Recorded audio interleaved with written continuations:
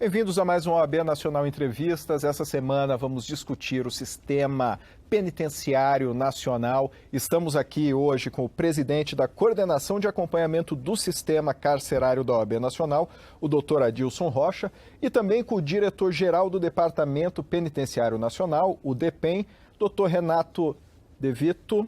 Sejam muito bem-vindos os dois. Obrigado. Muito obrigado. Doutores, para a gente começar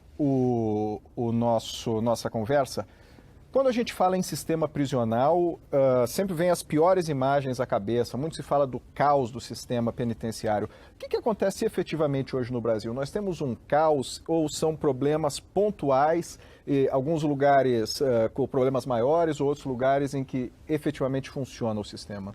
Os problemas do sistema prisional, se me permite, doutor Adilson, são tão antigos quanto o próprio sistema, né? Há problemas crônicos, endêmicos e que são acentuados no Brasil, né?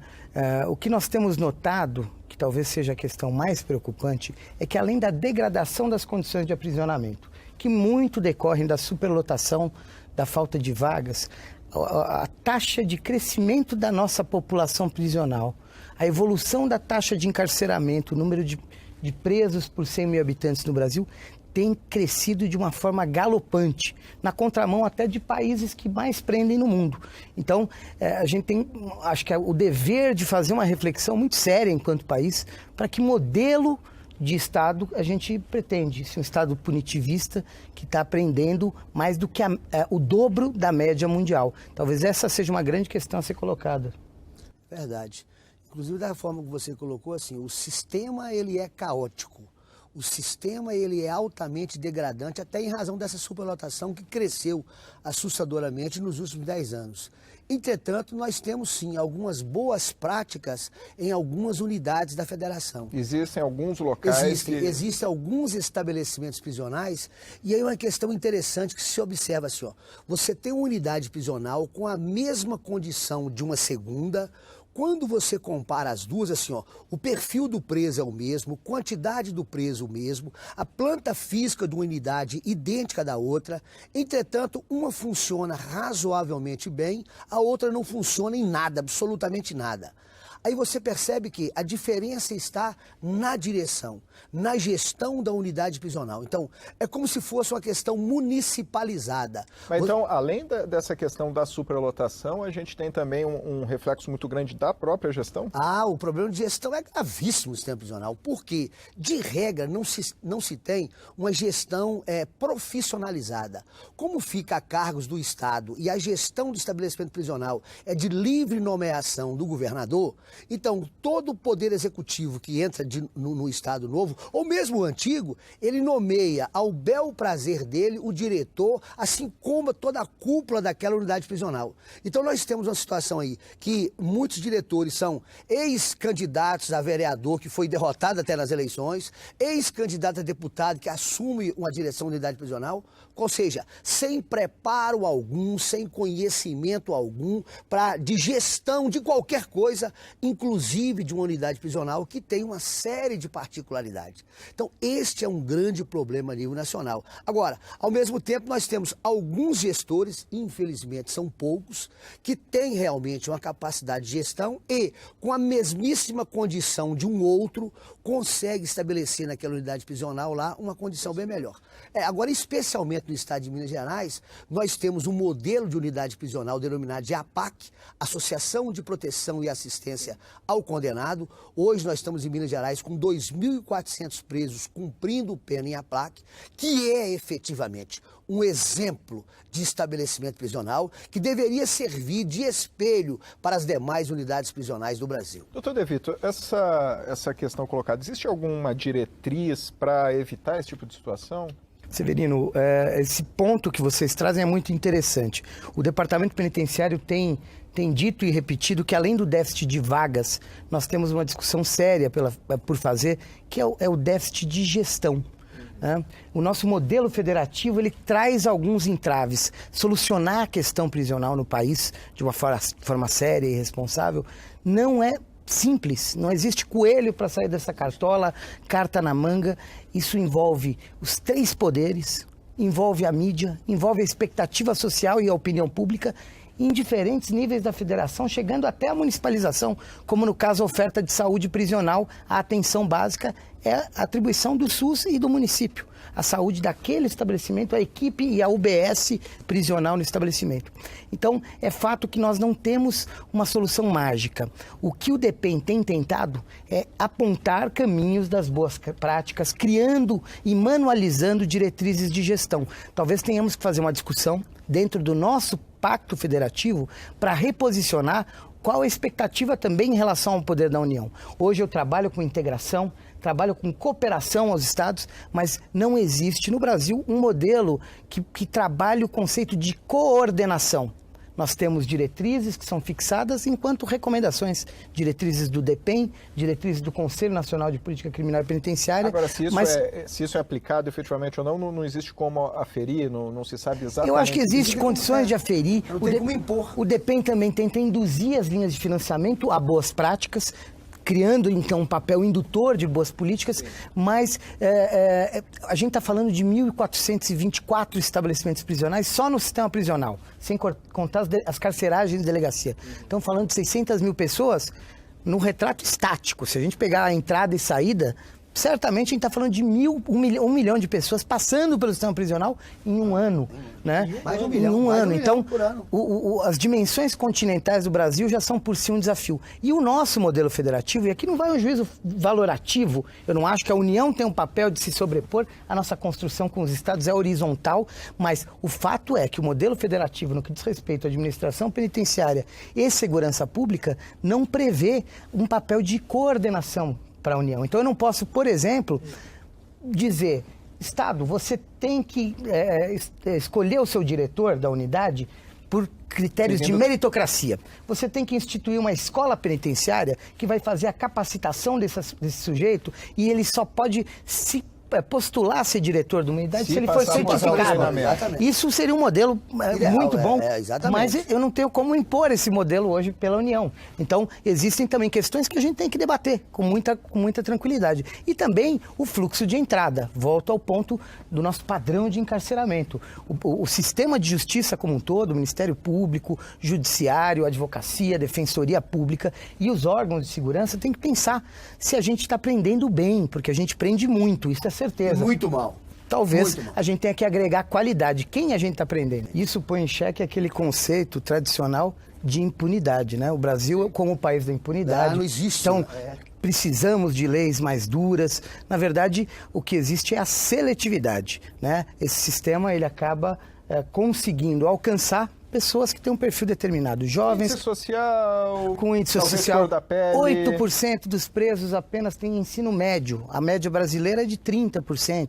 Quer dizer, existe de fato um perfil. E o que a gente tem discutido com intensidade se prende muito. E quem está sendo preso? Não só em relação ao perfil socioeconômico, mas por que tipo de crime? Talvez os crimes mais graves que deveríamos estar priorizando, crimes com violência à pessoa, aquelas situações de plurirreincidência, aquelas situações de envolvimento claro com organizações criminosas, nós não estejamos conseguindo alcançar. E ao contrário, crimes patrimoniais sem violência, pessoas primárias, furto, receptação, estelionato.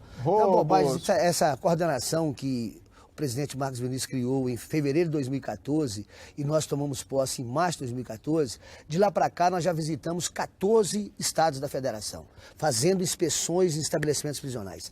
É absolutamente assustador o número de pessoas presas, inclusive mulheres, por crime de furto, por crime de receptação, por crime de estelionato, por crimes contra a administração pública, mas crime praticado sem violência ou grave ameaça à pessoa, que definitivamente não justificaria uma situação de prisão, de crimes de tráfico de droga, mas envolvendo aí 2, 3 buchas de maconha, 2, 3 pedras de crack, pelo amor de Deus. Porque se pegar, por exemplo, assassinato não é tem, muito até difícil. o índice de apuração no Brasil é assim, você pode até falar que há uma impunidade no Brasil se considerar o homicídio, porque o índice de apuração de autoria é inferior a 10% da quantidade do universo de homicídios que ocorre no país. E é realmente um crime que a sociedade tem que preocupar, que é um crime de extrema violência, a situação apuração do homicídio. Entretanto, você não tem uma apuração adequada, você não tem um número de presos que chega a um percentual razoável por prática de homicídio. Você tem mesmo a grande massa do pequeno traficante, pequeno mesmo, porque o grande traficante, a polícia não consegue chegar até ele, pequeno traficante, pequenos furtos, pequenos roubos e mais aqueles crimes contra o patrimônio. Agora, uma questão que o doutor De Vito colocou aqui, eu acho interessante que é isso, né? Fala-se muito dessa sensação de impunidade. A considerar o número de presos, somos, acho que, a 4ª população carcerária do mundo. Deveríamos ser um país com a maior sensação de impunidade, né? Se nós colocarmos a curva de encarceramento no país ao lado da curva de homicídios, a gente vai chegar à conclusão, e de outros crimes violentos, mesmo se aplica a questão do roubo, a gente vai chegar à conclusão de que esse instrumento, que sempre foi visto como instrumento primordial, tem crime, tem violência urbana, tem violência, vão prender mais. Ele não tem se mostrado eficaz. É um instrumento caro, pouco efetivo e que traz danos sociais, além do custo financeiro, ele traz danos sociais terríveis, porque ele, na verdade, acaba sendo solo fértil para germinar facções criminosas e o padrão de violência institucional que é propiciado para a pessoa privada de liberdade acaba sendo um fomentador de crime. Quer dizer, aquela lógica antiga, vamos prender mais para diminuir crime, não se aplica. Hoje a gente está vivenciando o seguinte, se prender mais, quanto mais se prender mais, talvez a gente esteja aumentando... Porque às vezes vira um divisor de água na vida do cidadão. Ele que às vezes cometeu algum crime, poderia depois disso passar por alguma medida socioeducativa, ir para um lado, ele indo para o presídio, quase sempre vai para o lado do crime. O próprio cidadão percebe. Em 2000, nós tínhamos 200 mil presos. Hoje nós temos mais de 600 mil. Agora eu pergunto, houve um aumento de 200% da população carcerária neste período. Agora, e o aumento da violência nas ruas? Assim, o cidadão se sente mais seguro de lá para cá ou, na verdade, você está mais inseguro? É o contrário. Então, o que você vê? Um aumento da população carcerária e um aumento também da violência. Então, essa situação de prender e prender muito não tem se mostrado eficiente para resolver esse problema social. Agora, também por quê? Porque prendemos muito e prendemos mal. E aí vai uma grande parcela de responsabilidade do judiciário, no momento que eu vejo assim, ó, o juiz fazendo um papel de Pilatos. Ele prende, mantém aquela prisão e entrega para o sistema. Ao mesmo tempo que o executivo não tem condição agora, até em razão da quantidade de pessoas presas, de dar uma assistência adequada àquele que está preso, sequer de prestar uma assistência jurídica. É uma coisa assim, sensacional. Assim, se você verificar o Brasil, você vai ver uma diferença enorme da região norte com a região sudeste, com a região sul. Entretanto, no sistema prisional é absolutamente igual. Os maus tratos, o tratamento de tortura, desumano, degradante, a mesma coisa que acontece em Curitiba, ou que está acontecendo em Curitiba hoje, está acontecendo no estado do Pará, está acontecendo no Amazonas, está acontecendo no Ceará.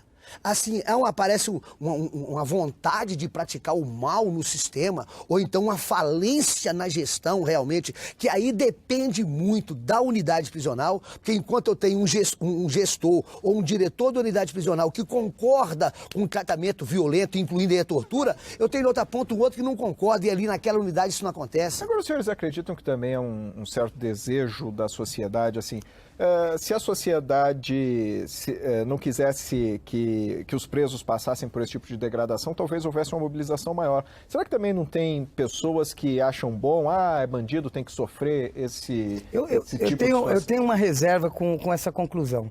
De fato, né, a questão prisional ela não é objeto de prioridade política. No debate público, as pessoas tendem a achar que tem lado. Eu sou um cidadão de bem e o resto é o resto, e o resto é meu inimigo, se não cidadão de bem. Mas eu acho que as pessoas apostam na solução punitivista porque nós não fomos capazes de apresentar alternativas mais sofisticadas. As pessoas percebem hoje que entregar um adolescente de 16 anos, como se pretende com a PEC da redução da maioridade penal, ou se entregar um jovem de 18, de 21 anos, para o seio de uma facção criminosa dentro de um ambiente como esse que o Adilson relata aqui com muita precisão, vai ter um custo pior para a sociedade, mesmo do ponto de vista pragmático, utilitário.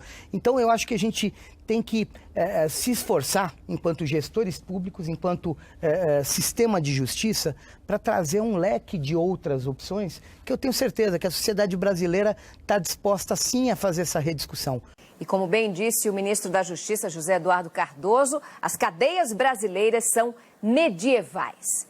Nessas masmorras decadentes, além da superlotação, há muita ociosidade, tempo de sobra, mentes vazias e braços cruzados. Salvo exceções, o sujeito que está na cadeia não faz nada, não move uma palha, não produz, não devolve à sociedade o que ele tomou. O preso se torna um peso morto, improdutivo e caro, muito caro. Cada detento custa, em média, R$40 mil por ano aos pagadores de impostos. O pior é que esse investimento não tem retorno. A taxa de reincidência é altíssima e inversamente proporcional ao índice de reabilitação. 70% dos ex-detentos voltam ao crime na primeira oportunidade. E não poderia ser diferente mesmo. Na cadeia, não tiveram chance de estudar, desenvolver um ofício, de trabalhar. Todo o seu potencial produtivo foi desperdiçado. O homem que não aprende o valor do trabalho nunca terá honra. E sem a sua honra, se morre, se mata.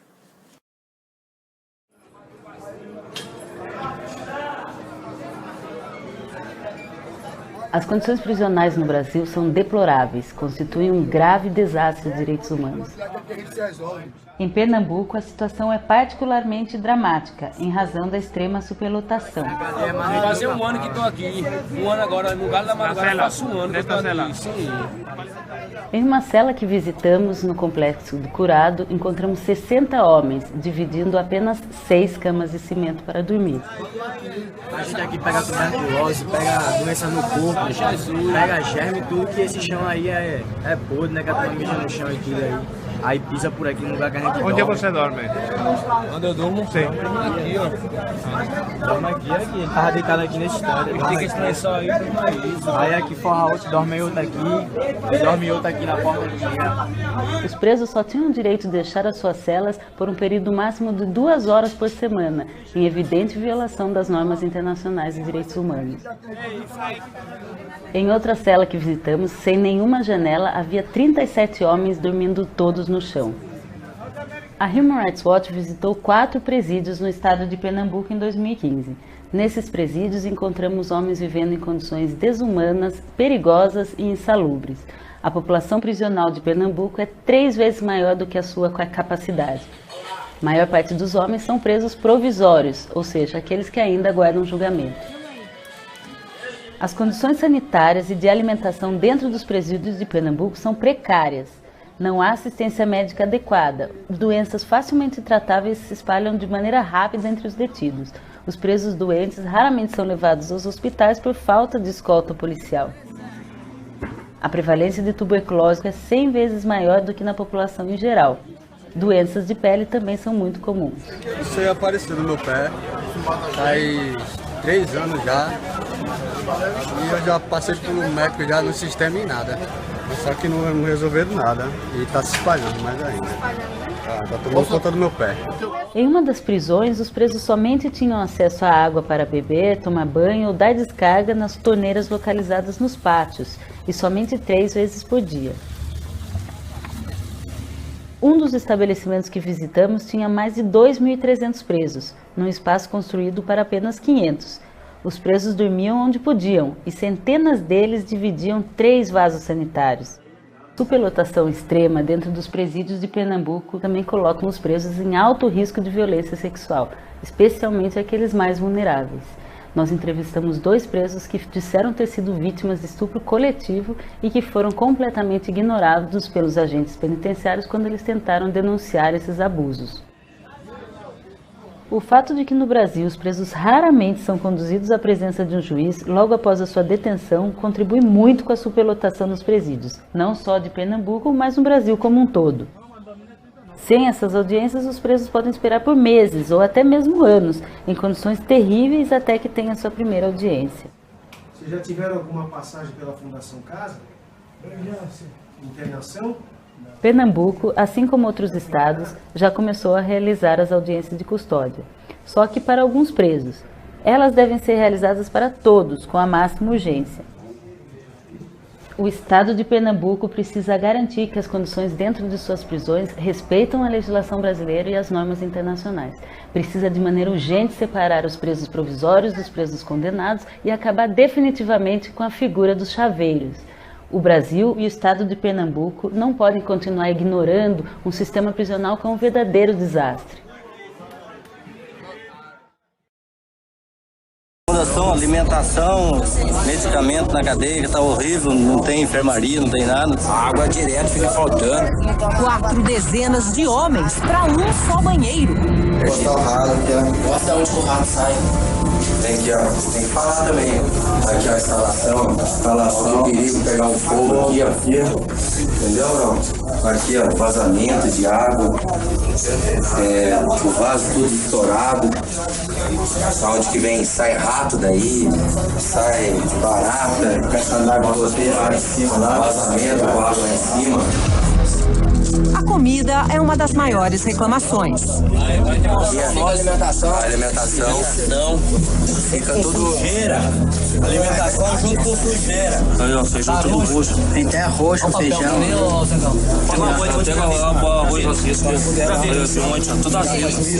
Tudo azedo. O resultado de tudo isso? Revolta e desespero. Pelo amor de Deus, eu tô pedindo ajuda pra vocês aqui. Não tem recurso direito, não tira esse encontro. Olha a situação desumana. Olha aqui, Senhor, pelo amor de Deus. Tira nós daqui, ó. Por favor. Tem ladrão condenado aqui há 4 anos de cadeia que não foi ainda, que não saiu da cadeia ainda. Isso aqui é desumano, pelo amor de Deus. No centro de detenção provisória, só deveriam estar presos que aguardam o julgamento. De acordo com a lei, homens já condenados deveriam ser transferidos para presídios. Não é o que acontece por aqui. Eu tô condenado a 33 anos. Não, já fui julgado há 13 anos. Passamos cerca de 2 horas ao lado destes presos. Não ouvimos reclamações sobre as penas.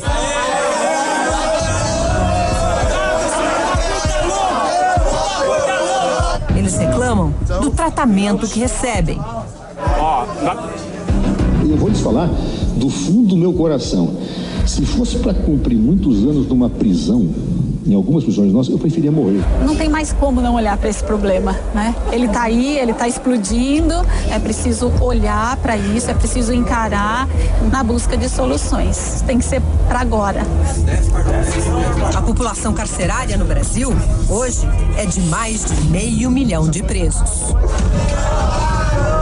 Você acredita na reabilitação? Nesse lugar aqui não tem como. Aqui é uma escola, que você acaba aprendendo uma coisa que você sai daqui, você sai mais irritado, você sai uma pessoa aqui que você fica revoltado pelo estado que você passa, pela estadia que você passa nesse lugar. É preciso se abrir um espaço para aquele indivíduo, né, para que ele possa retornar de forma útil à sociedade.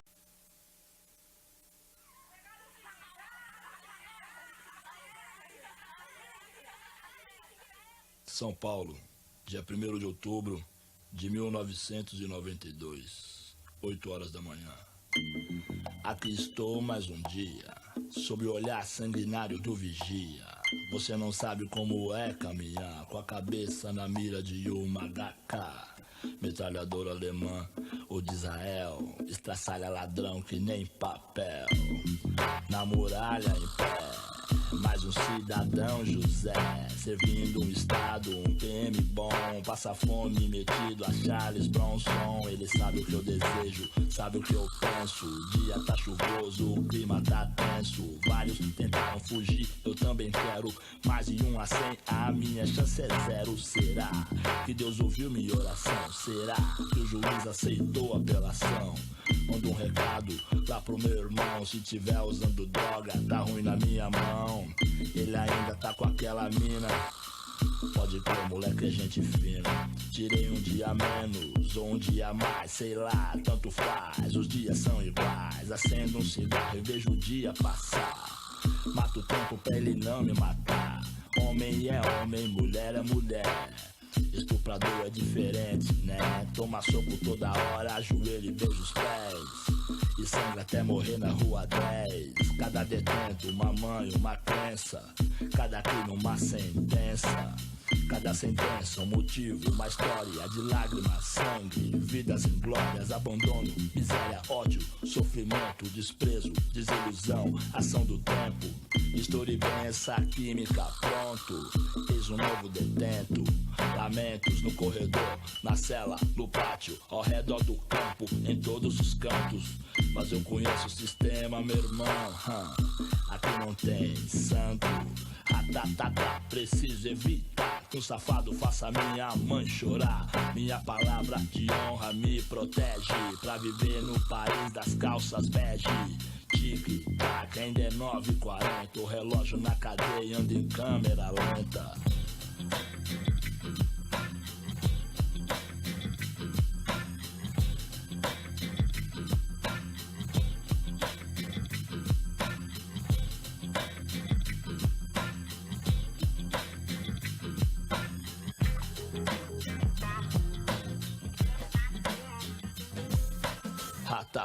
Mas o metrô vai passar com gente de bem, apressada, católica, lendo jornal, satisfeita, hipócrita, com raiva por dentro, a caminho do centro, olhando pra cá, curiosos, é lógico. Não é o zoológico. Minha vida não tem tanto valor quanto seu celular, seu computador. Hoje tá difícil, não sai o sol, hoje não tem visita, não tem futebol. Alguns companheiros têm a mente mais fraca, não suporta o tédio, arruma criaca. Graças a Deus e a Virgem Maria, faltam só 1 ano, 3 meses e uns dias. Tem uma cela lá em cima fechada, desde terça-feira ninguém abre pra nada. Só o cheiro de morte, pinhos e sol. Um preso se enforcou com o lençol. Qual que foi? Quem sabe? Não conta e atirar mais uns 6 de ponta a ponta.